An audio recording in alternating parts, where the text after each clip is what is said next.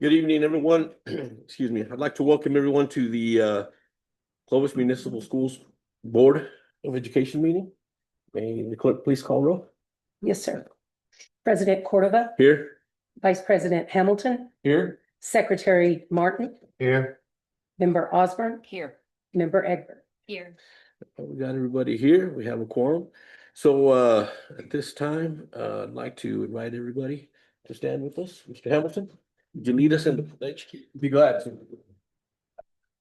I pledge allegiance to the flag of the United States of America and to the republic for which it stands, one nation, under God, indivisible, with liberty and justice for all.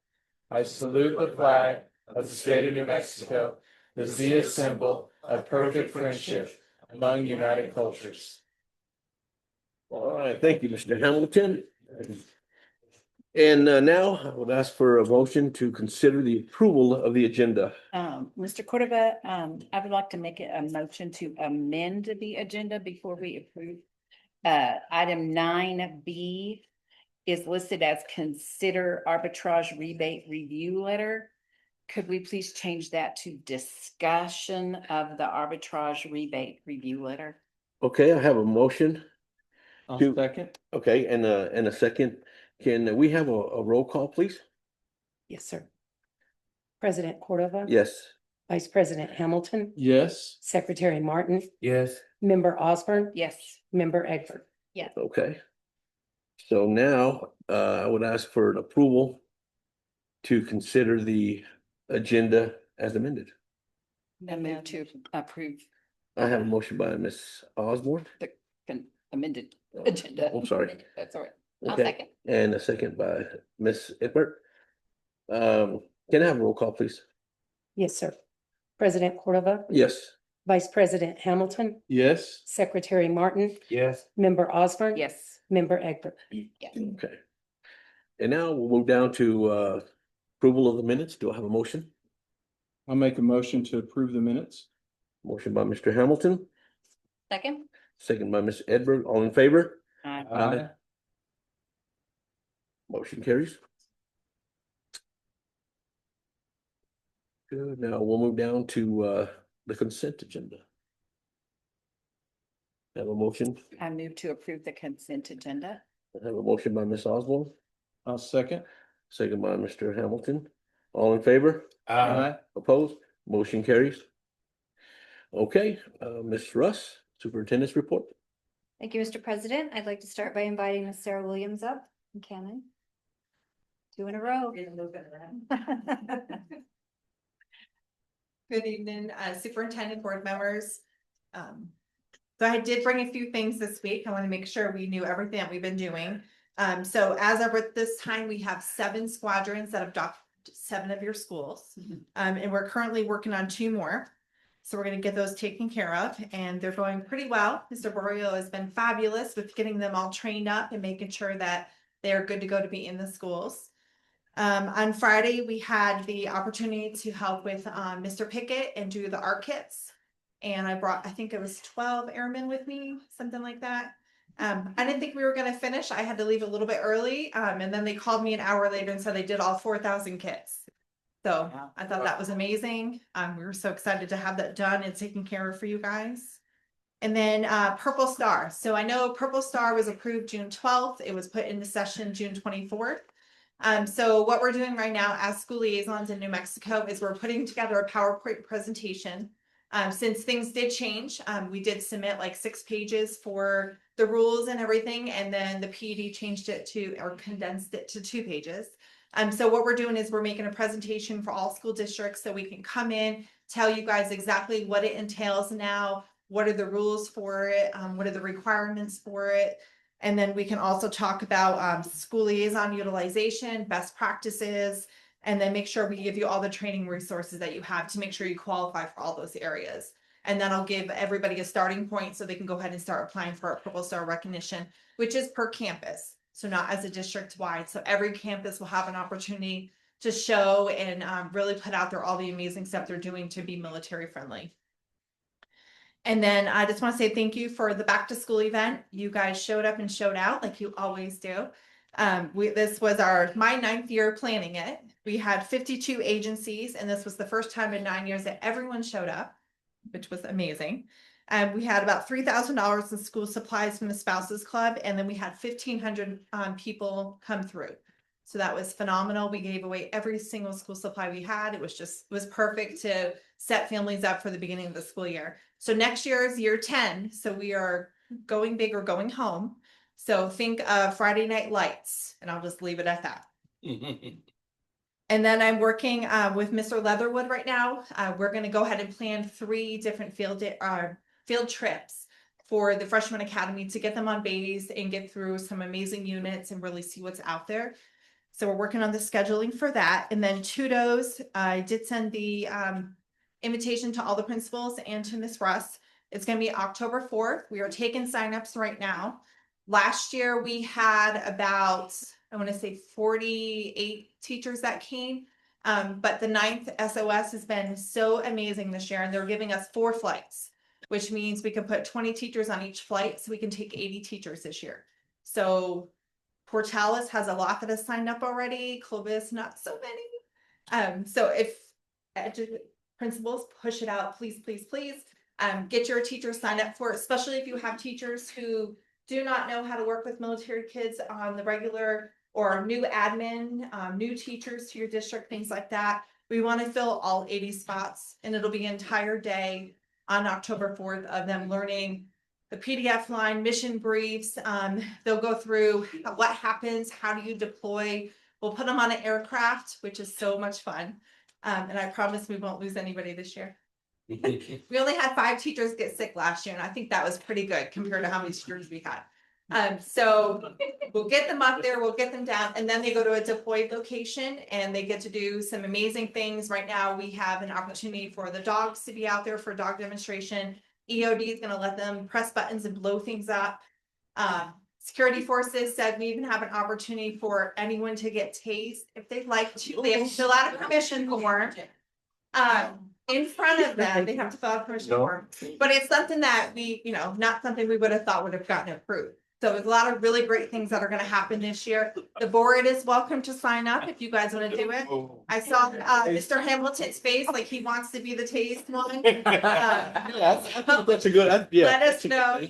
I think it's going to be a great opportunity. I mean, how often can you be put in a position like this and be able to do the things that we're offering? So let's fill up all 80 spots. So that's all I have, unless you have any questions for me. No. Okay, Sounds like thank you. Awesome. Thank you. All right, before moving to our next item, I think, there she is. I just wanted to introduce Miss Heather Summers. She is our new high school principal, doing wonderful things, and I haven't had a chance to introduce you to her yet. So we're really happy to have you here with us tonight. Ms. Summers. That's good. All right, we have a new crop of students from the high school, a new group that will be repping this year. So I'll let you all come on up and introduce yourselves. Tell us what's going on. Good evening, board and Superintendent Russ. My name is Jayla Harris Hinch, and I am the Student Body Public Relations Officer at the high school, at same position I was in last year, and I have some new people to introduce to y'all. So, good evening. My name is Ahana Bhakta, and I'm the Student Body Representative of Clovis High School. I'm Emily Gibson. I'm the Junior Class President. Good evening, board and superintendent. I'm Jefferson, and I'm your senior class president. we have plenty of new people, new faces coming into the council all the time. So I just wanted to introduce a few that y'all will most likely see at meetings. This year, as we all know, the beginning of the school year is busy for everybody, especially busy for us. Normally we start off strong, planning homecoming, everything. We started off really strong this year, planning the first home game for the season, getting the student section set up for that, and beginning our plans for our big homecoming event this year. So we do have a few things coming up. Jefferson, you want to go ahead and explain this? Yeah. So we're planning out Powder Puffs game, sorry. We're wanting to invite you guys, to show up to some of the events if possible. We want to get more student participation in football games and soccer games. Well, basically all fall sports and spring sports. And yeah. So Along with our powder puff, we have our bonfire happening on Thursday, the 18th, following the homecoming parade that we have set going. Also, we have the homecoming football game as well on the 19th, obviously 7 p.m. Show out for the Wildcats. We are coming off of that great win, so it'd be nice to see everyone out there wearing your purple, showing your pride. I think that's all we have for you. So thank you guys very much and have a good night. Thank you. Thank you. And for my next item, I'd like to invite Mr. Garrett Lee forward to recognize our FFA students. Really glad to see all of you in the audience.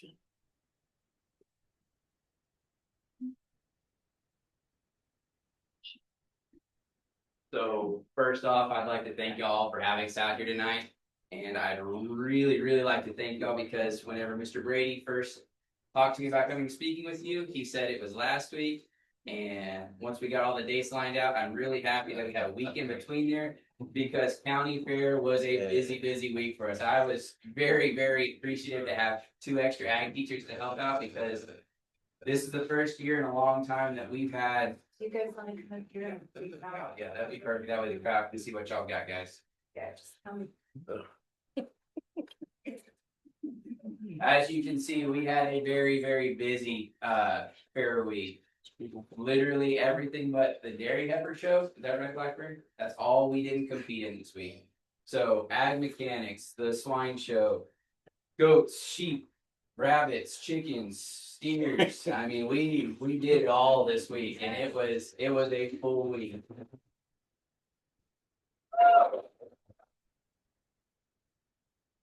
So there's a couple of them in here that, I mean, you got champion breeds, we've got first and champion of our division.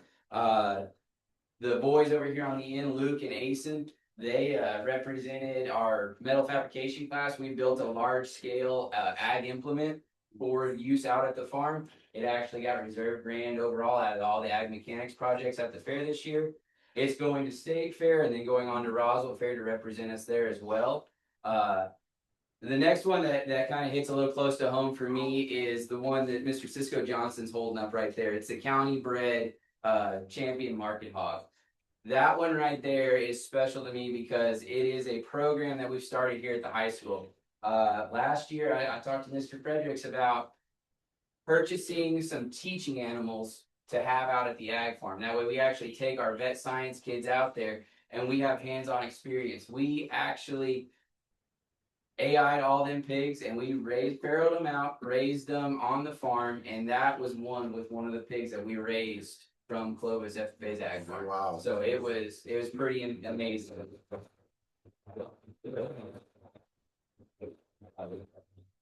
A lot of these kids, Cisco's been showing for a long time, but a lot of these kids, this is their second going. And to have this kind of growth and success this early on, it has been just a breath of fresh air for our program. I've talked long enough on the county fair aspect of it. I'd like to let Miss Guadalupe Anchando, she's our chapter president right now, talk about our program in general. So guys, if y'all want to go sit down and she can talk right. Good job. Good job, guys.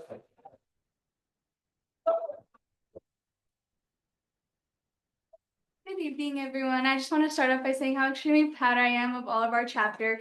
The ones standing up here were just a glimpse of the whole chapter that we have back at the high school. And it's so great to see all of our successes coming through.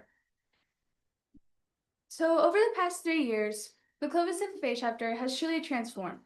We started off as a smaller group and with only a few members, but through hard work and all of our dedication, we've grown into a strong and active chapter altogether. Today, Clovis FFA is more than just an organization. It's a place where members can explore opportunities, build confidence, and grow as leaders. We've expanded our activities, created more chances for involvement, and encouraged every member.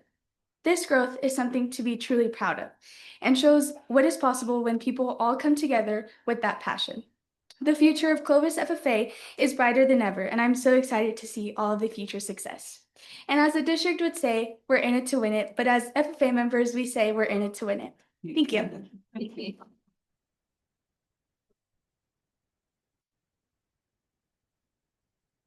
Miss, I'd like to point out something. I was given a message here. Let's see, Kelsey? Kelsey? I understand you're related to somebody that works for our district? Who's that? Oh! I think, Mr. Yeah, I think, and I also would like to recognize, I see the parents out there in the audience, but what, do you have a grandson? I do. I don't want to put anybody on the spot, but yes, Luke Bowman. Luke Bowman. Luke, are you out there? Oh, yeah, there he is. Thank all you kids for your hard work and everything you do for our schools, the hard work that you put in. We really appreciate it. Thank you. Yeah. This time, we'd like to give you a minute or so for those that would like to leave.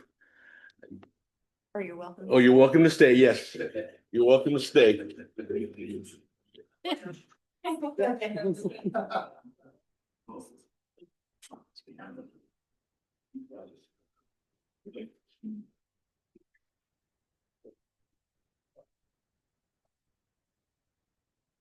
Yes, sir. Thank you. Thank you. Right, I'd like to next invite Mr. Kevin Summers up to orient you all to updated accreditation procedures in the state of New Mexico. Thank you, ma'am. President Cordova, members of the board, Superintendent Russ, good evening. Just want to take a few minutes to talk to you today about the new rule that's been promulgated by PED regarding accreditation. So this isn't necessarily a new law, but it's a new regulation. The law's been on the books since 1967, and just now is the rule being promulgated to really address the PED's responsibility in accrediting schools, excuse me.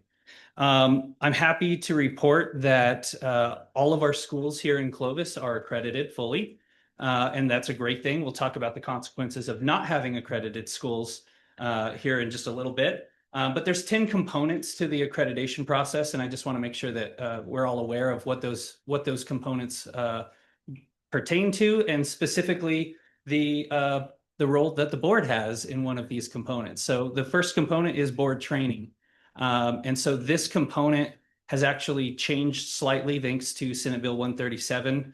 And then it's codified in law in statute 22-5 or 13-5, 5-13, 22-5-13. So effectively, the law's been changed so that board members in their first year of their first term must complete a required 10 hours across 5 different categories, and then 5 hours each year after that.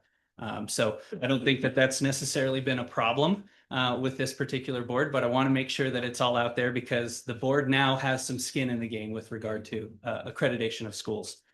Component number 2 is financial audit. You know that that's not something new.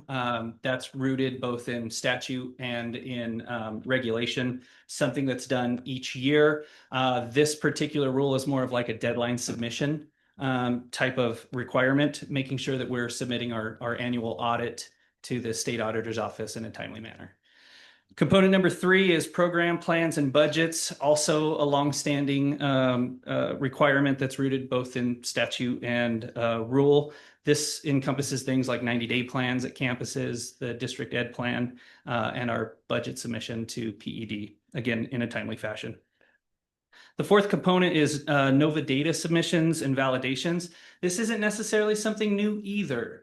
But what is particularly interesting is the metric in which the PED selected for evaluating whether a school is in compliance or not. So NOVA submissions, we would probably refer to them as MEM submissions, right? Enrollment and attendance and things of that sort. And just recently, actually in the last 2 years, the PED has started using the NOVA system for submission of that. So the thing that's particularly interesting is when they decided to create a metric for evaluating whether or not schools were in compliance, rather than use last year's submission data, which would be a common practice, they decided to use school year 23-24 submission data. And the reason that's particularly problematic is that was the first year of the Nova system. And that first year was fraught with technical issues and struggles and communication issues. And it was terrible, to be quite frank. So terrible, in fact, that even the PED was unable to successfully complete the EOY submission. So when the PED can't can't finalize the EOY submission, that means districts can't. So when districts can't do that, because of the metric they used, they set everybody up for the highest rating that they could potentially get in this particular component was partially out of compliance. That happens to be the rating that we received, and it's the only rating of its kind that Clovis schools received. So again, remember, all of our schools are fully accredited though. We do know that the PED is committed to changing that metric moving forward, but unfortunately this time we don't know exactly what that's going to look like.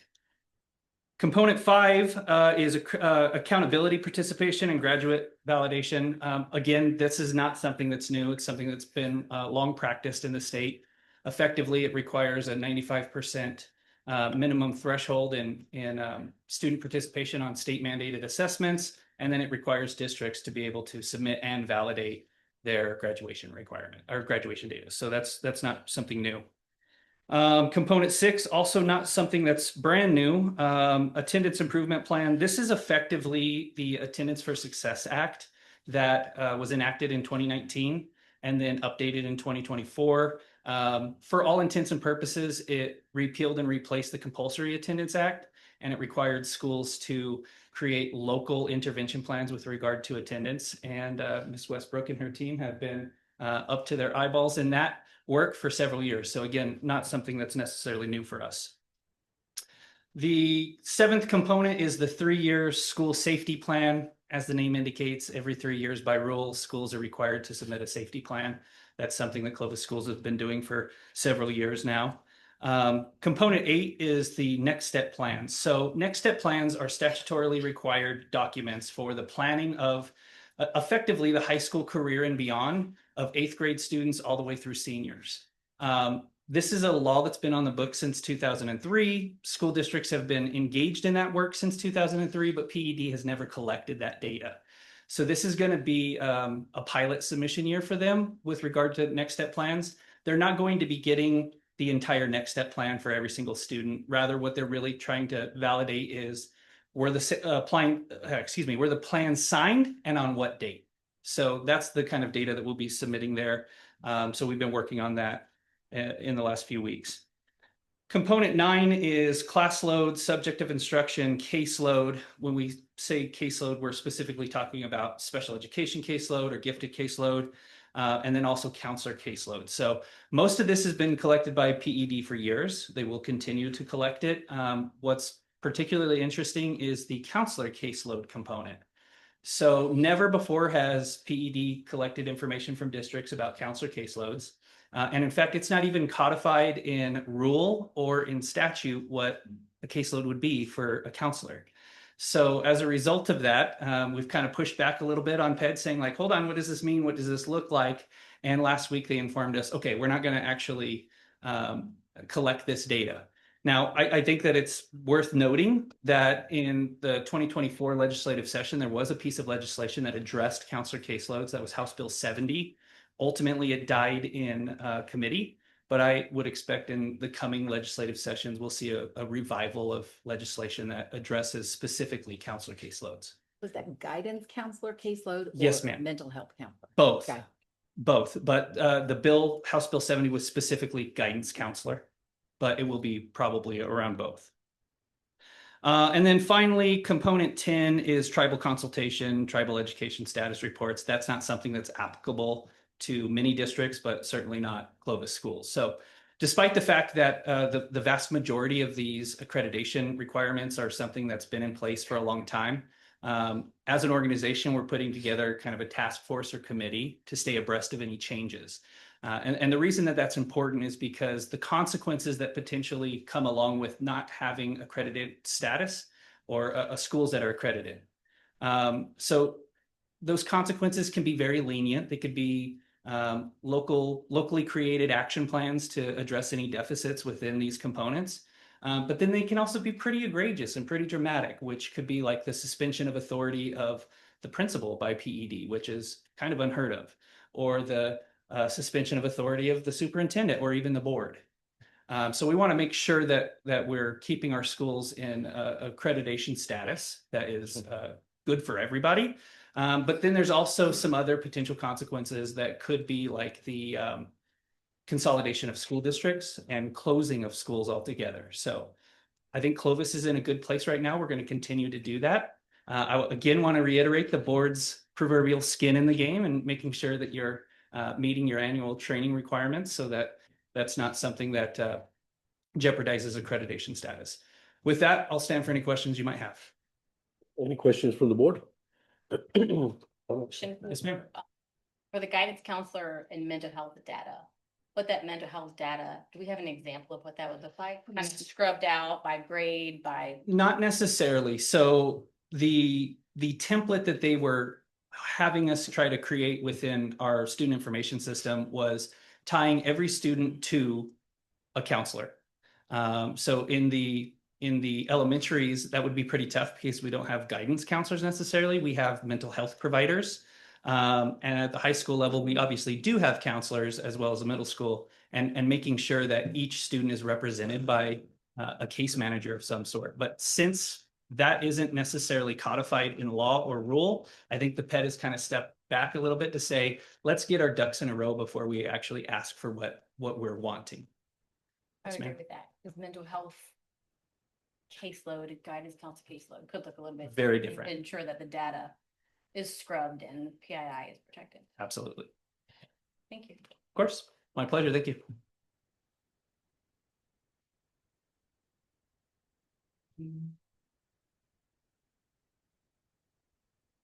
All right, I guess we'll move down to academic services. Ms. Nagarville. Good evening, President Cordova, members of the board, Superintendent Russ. Tonight I have several items for you. I'd like to start with some information about our student performance from last year. Starting with iStation information, this is a program that we use in our elementary schools, grades K through 5, in both reading and math. It serves both as an adaptive computer-assisted learning program as well as an interim benchmark. And in addition to monthly benchmark assessments, students are working in the instructional component of the program on a weekly basis. And then this year, students will start working with AI-driven tutoring for reading. And so we're looking forward to seeing how that pans out. Some specific celebrations that we have from last year include the performance of our littlest ones, our kindergarten and second graders in reading, and then our K1 and 2 in math. This is evidenced by the decrease in the red sections of the bars that represent students in the lowest percentiles, compared with the gains in the green portions of the bars representing the higher percentile rankings. Next, we'll take a look at our standardized assessment scores in the NMISA and SAT for language arts and math, as well as the NMASR, which is our science assessment. As you can see in language arts, we saw an increase in proficiency in all grade levels over the previous year. In math, we saw gains in all but 8th grade, and we've already had some conversation with middle schools about the root cause analysis that they did over their math data and the identification of the need for greater depth of knowledge focus in questioning to really ensure a deeper understanding of concepts. We have science next, and science is only tested in grades 5, 8, and 11. And while we saw gains in 11th grade, we did not see an increase in grades 5 or 8. We do have a new science adoption this year. We have a newly integrated curriculum for language arts, science, and social studies. And as part of that new revision, all grade levels now have weekly science instruction that has a real focus on hands-on instruction. We really want to be sure that we're working toward the next gen science standards that really build upon each grade band of mastery up to the tested grades. So as an example, 5th grade takes the test in science, but that test is over science concepts from grades 3, 4, and 5. And so we've really worked to ensure that there's a vertical alignment of those concepts across all those grade levels, as well as the addition of weekly science tests that mimic the structure from the NMASR assessment. So those are some of the things that we have in the works this year to address the science data. Before I move on, any questions about Just a comment. that, performance, yes. You know, there still is something magic about sixth grade academy, right? Like our consistently. Yes. Their performance has been strong the first couple of years. Absolutely. So many changes, it's hard to pinpoint, right? Mhm. So next I have updates to our discipline matrices for the new school year. Typically, the updates from these documents come either from conversations that I'm having with parents throughout the year about the need for clarity, or from incidents maybe that occur in our schools that may not be clearly outlined in these documents. And so I'm really looking to bring some additional clarity when I bring updates to you in these documents. There are just a few revisions from this year, and they are highlighted in both the 3rd through 6th and the 7th through 12th grade documents. So the changes are identical. In both of those, I do want to point out, we didn't add anything about the cell phone policy because we already had that addressed in our discipline matrices. So I've highlighted that in that document, but that's not anything new. We did add some language in the level 1 category of disorderly conduct to specify that false allegations would refer to anything other than the false allegations that occur in the sexual harassment section that occurs in the level 2 offense. Unfortunately, we have had some instances with students who have intentionally submitted false Title IX claims, and we take that very seriously. We investigate all of those concerns, and so we really want to be sure that we have addressed that behavior in our matrices as well. Also, under section, the level 2 section for sexual harassment, we added the possession of or accessing any materials of a sexual nature with technology as part of that offense description. And then finally, we added a level 2 offense for robbery or theft for those incidents that are not quite severe enough to require a police report. We wanted to have a little bit of difference there between stealing an eraser from the book fair and stealing an iPhone on a field trip. Those kind of fall into different categories. So updates this year are fairly minor, but I'm happy to stand for any questions. This is just an introduction item. This month, we'll bring it back to you next month for consideration. But if you have any questions, I'm happy to address those now. Any questions from the board? No, sir. Okay. Okay. Finally, I have an update for you on the credit requirements for graduation, as well as the recommendations that we're bringing to you for required coursework. In your packet, you have this document. It lays out side by side the current course requirements for our 10th, 11th, and 12th graders on the left side of the page, and then the requirements for our 9th graders, the graduating cohort of 2029. That's on the right side. The text in red are requirements from the PED, and you can see in some content areas, you see a reduction in the specific courses that are required, not necessarily in the total of credits required, but in the specific courses that the PED is requiring, as opposed to the ones that can be offered by the district for the remaining credit. A couple of things that I would like to draw your attention to, on the right side of that document under math, you'll see that we have added financial literacy as a CMS math requirement. This is a course that has really gained importance in recent years. It prioritizes concepts that are really relevant to independent life after graduation: credit cards, taxes, personal income, mortgages, investments, things like that. And so we really want to prioritize setting our kids up for success. Also, what you'll notice on the bottom right corner of the second page, there's a new requirement that every LEA put forth, a 2 credit requirement that's specific to their diploma. And so what we would like to propose is a menu from which students can select areas of personal interest to meet that 2 credit requirement. This would include fine arts, a language other than English, AP courses, dual credit courses, CTE courses, as well as a digital citizenship course. Again, this is something that is on the agenda just as an introduction item, but we did want to give you an opportunity to ask any questions before it's considered next month. Any questions?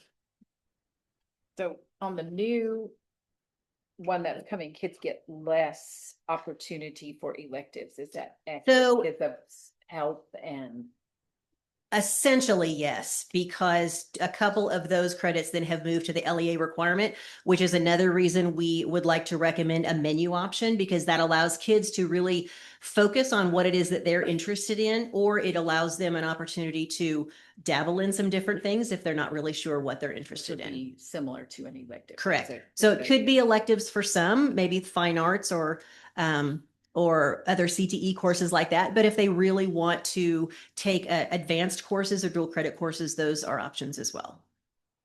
Thank you. Any other questions? Okay, then the last thing that we have is consideration for curriculum, and I'll ask Ms. Morris up for that.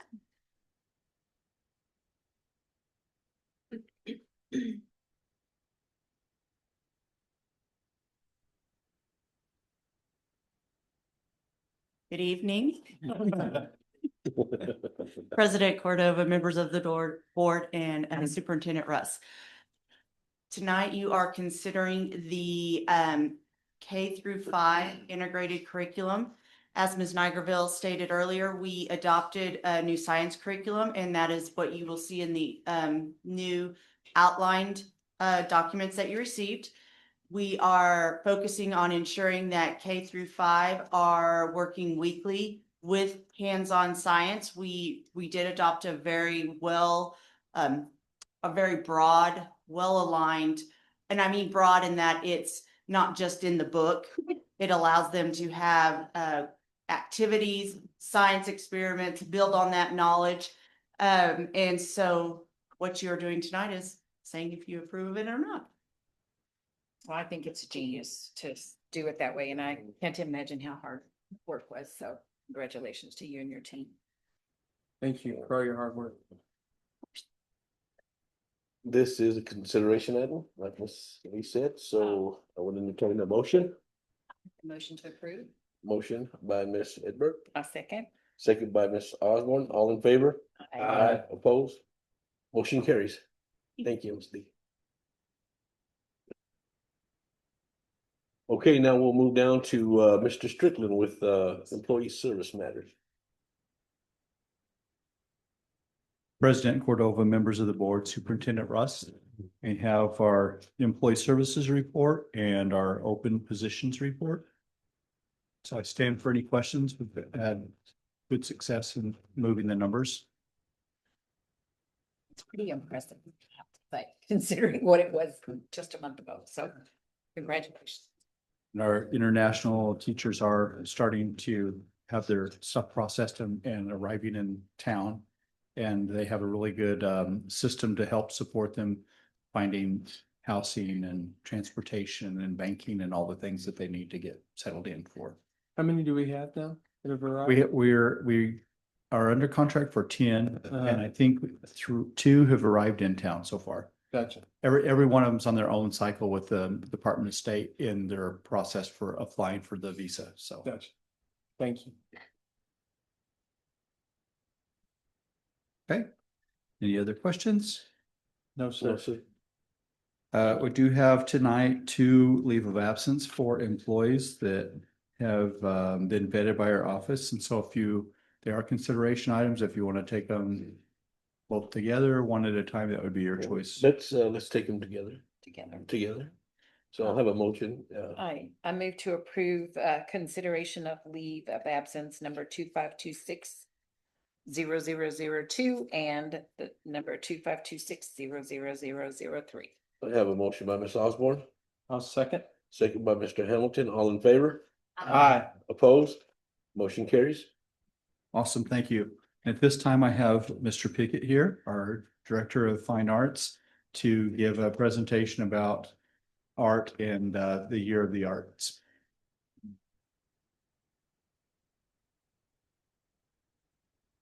Good evening. Good evening.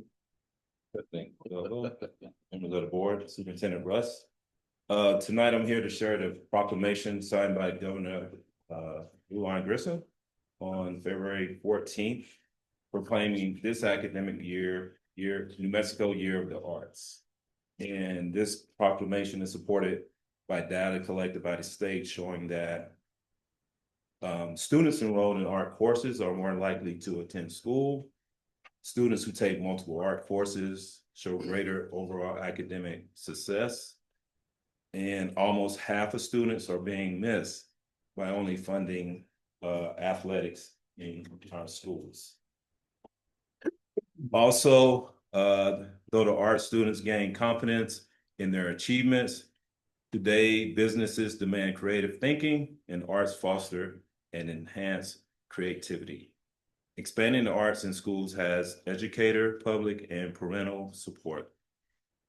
And the state, they have recommendations as far as what districts should do. And I can say that Clovis really does a lot. And I want to thank the cabinet and the board for supporting the arts. We're funded very well. We have a lot of support. And anytime I need anything, I can just go to Joe or Jay and whoever, and they always say, we got it, don't worry about it. And me and Mr.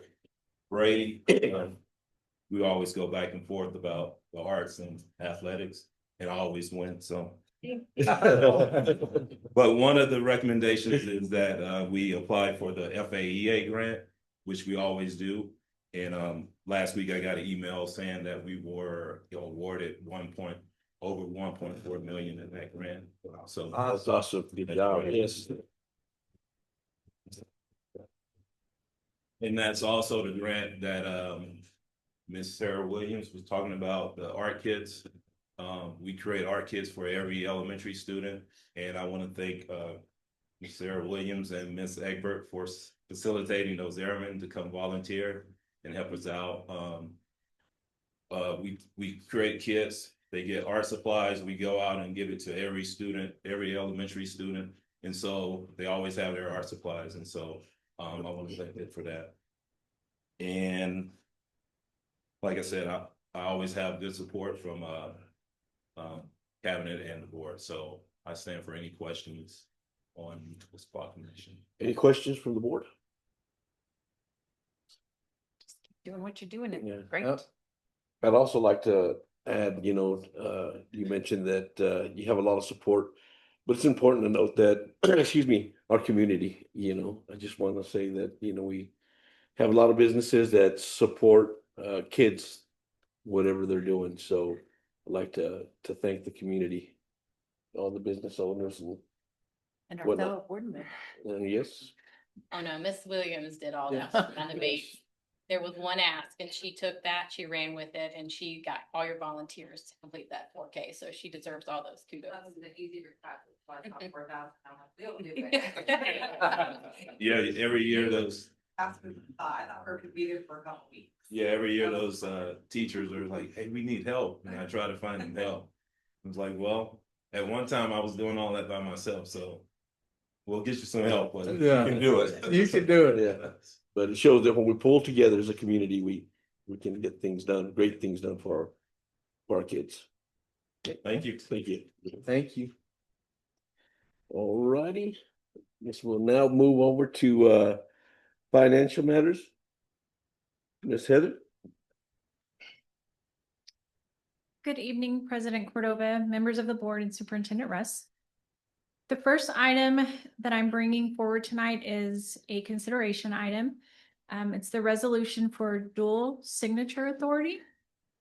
The only change that's being requested is to add Mr. Lauren Hill, the Senior Director of Operations, as a signer when we sell property, and to have that additional signature if we need bank signatures when we do transfers or wires.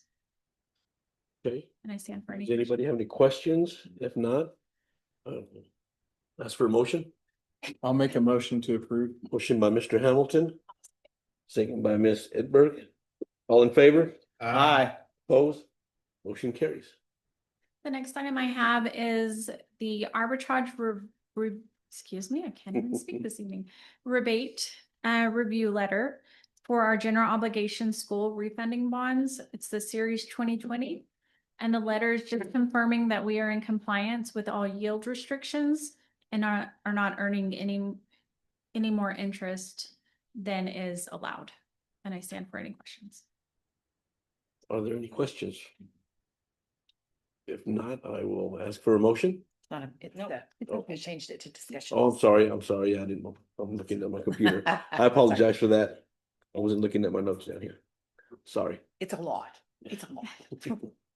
The third item I bring is the final year-end cash report. And this report provides a complete snapshot of our cash inflows, outflows, and ending balances at year-end June 30th. And I stand for any questions. Pretty straightforward. So. No questions from the board? No, sir. Okay, the last item I have is the audit engagement letter. It serves as our master service agreement with our auditors, and it outlines both the auditor's responsibilities and the district responsibilities, as well as the overall scope and objectives of the audit this year. And I stand for any questions. There are None any from me, questions? sir. Okay, That's all that I have. Thank you. well, thank you, Ms. Heather. And now we'll move over to, move down to open forum. Do we have any? I have no comment cards today. Okay, so at this point, we'll go down to announcements. Thank you, Mr. President. September 1st, we will be no school for students and all district offices will be closed for Labor Day holiday. September 12th, and I just want to reiterate here that we push for 100% participation in our parent-teacher conferences in the fall. And then we'll reconvene here for our next regular Board of Education meeting on September 23rd at 5:30 p.m. That's all I have. Okay, well, before I ask for a motion, I'd just like to have a little comment, make a little comment. This year's convocation, it was really, really nice. Marshall Auditorium is really, really nice. So I want to thank you guys for your hard work. Again, the football team, it was great to see them kids after working so hard. Come off. I think it's important to remind people last year, this time they were, they lost to Farmington by 43 points. And it shows what 1 year can do. We just have a little bit of patience and can move forward together, and support our kids in whatever they do. So thank you for everybody working behind the scenes. And thank you, Ms. Russ, for leading us. I appreciate that. And now I'll ask for a motion to adjourn. I'll make a motion to adjourn, sir. Motion by Mr. Hamilton, a second by Ms. Osborne. All in favor? Aye. Opposed? Motion carries. Everyone